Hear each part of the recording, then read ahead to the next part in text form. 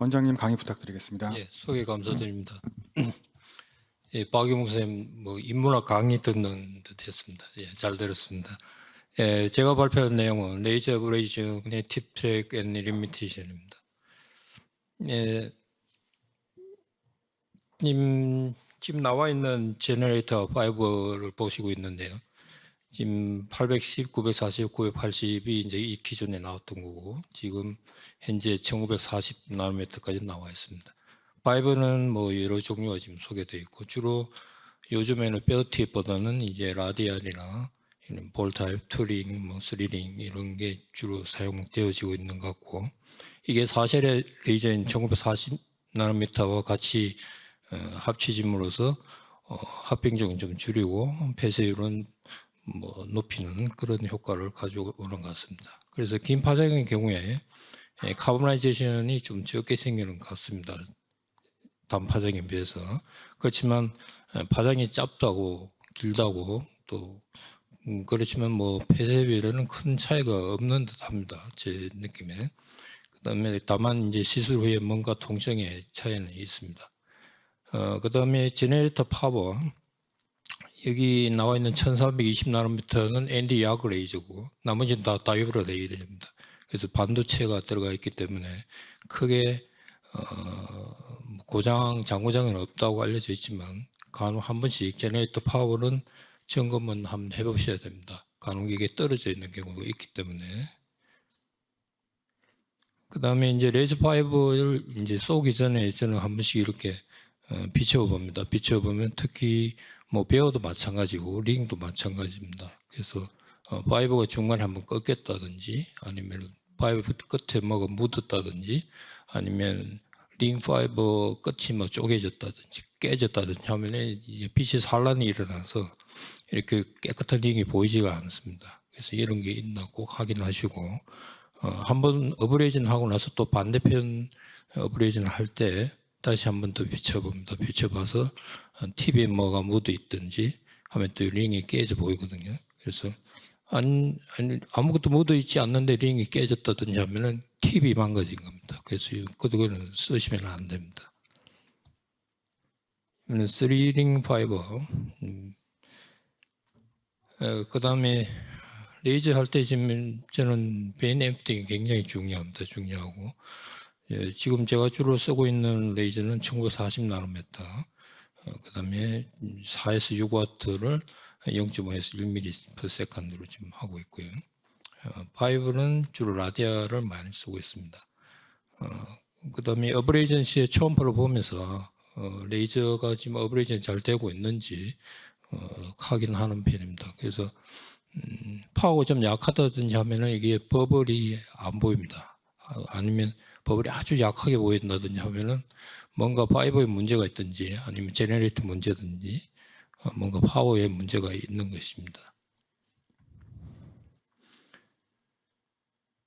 그 다음에 이제 LED라고 이제 정맥벽에 주어지는 에너지 양에 이제 상당히 옛날에 이게 초점이 많았었죠.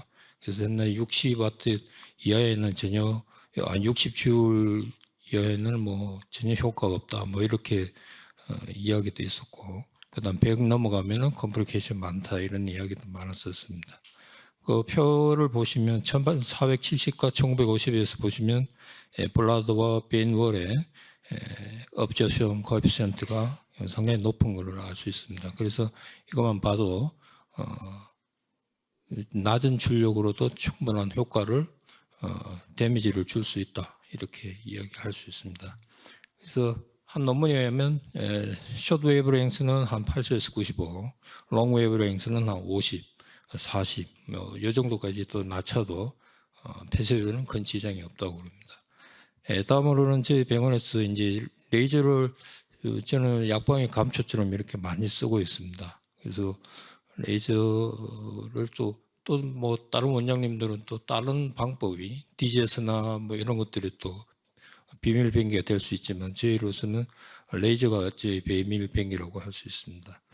그래서 BKGSV에 리플렉스가 있는 경우에 AK를 먼저 하고 나서 업저베이션 하다가 BK GSV 리플러스는 없어질 수도 있고 아니면 그걸로 통해서 다시 리커가 될 수도 있기 때문에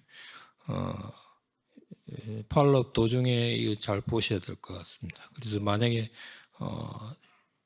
BK GSV가 1% 너무 심하다 하면은 첫 번 오퍼레이션 할 때 같이 어브레이전 하고 있습니다.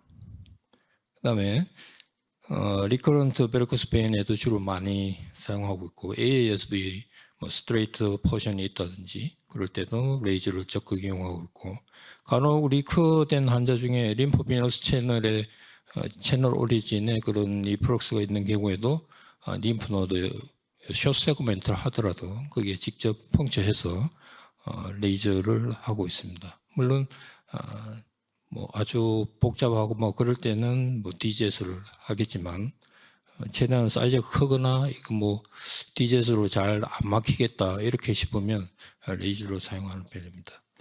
이 환자는 이제 숏 세그먼트 SSV에 리커런스가 있었던 환자입니다. 세그먼트 한 2cm, 3cm 정도인데 레이저로 숏 세그먼트를 했습니다.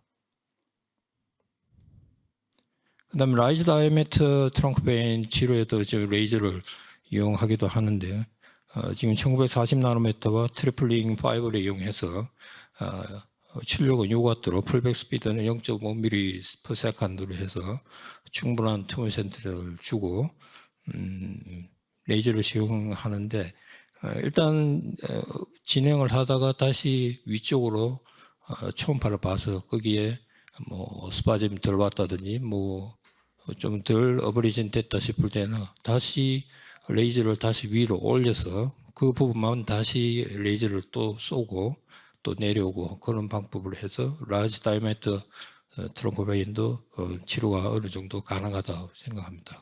그렇지만 현재는 한 10mm 이상 넘어가는 경우는 주로 고주파를 이용하고 있습니다. 그 다음에 비너스 얼서라든지 인컴피턴트 퍼포레이터인 경우에도 레이저를 적극 이용하고 있습니다. 그래서 이 환자 같은 경우에 지금 눈을 보기에는 그렇게 많이 튀어나오는 건 없어 보입니다. 그렇지만 초음파상에서는 보이드 퍼포레이터, 코케 퍼포레이터, BK, 그 다음에 앵클 GSV 이런 쪽에 리플럭스가 많이 됐었고 이 상태로 라테랄 풋 쪽에 얼스가 한 1년 이상 지속됐던 환자입니다. 그래서 다 레이저로 치료를 해서 얼스가 다 나은 상태입니다. 다음에 또 이런 얼서 환자, 이 환자도 위에 AK 쪽은 다 치료가 다 잘 됐었네. 밑에 BK 쪽으로 코켓이라든지 그 다음에 앵클 GSV가 저는 상당히 중요하다고 생각하는데요. 앵클 GSV 쪽으로 플로우가 굉장히 많아지게 되면 얼서는 낫지가 않습니다. 그 다음에 앵클 GSV에서 메디얼 쪽으로, 메디얼 말레루스 쪽으로 나오는 브랜치 쪽이 아주 큰 게 있었고 그래서 저런 것들은 물론 베나실로 하실 수도 있겠지만 아니면 모카 아니면 DJ에서 이런 것도 할 수 있겠지만 간단하게 레이저 같은 걸 이용해서 이때는 이제 라디알은 사용하지 않고 베어 팁을 이용하고 있습니다. 이렇게 해서 치료를 했습니다.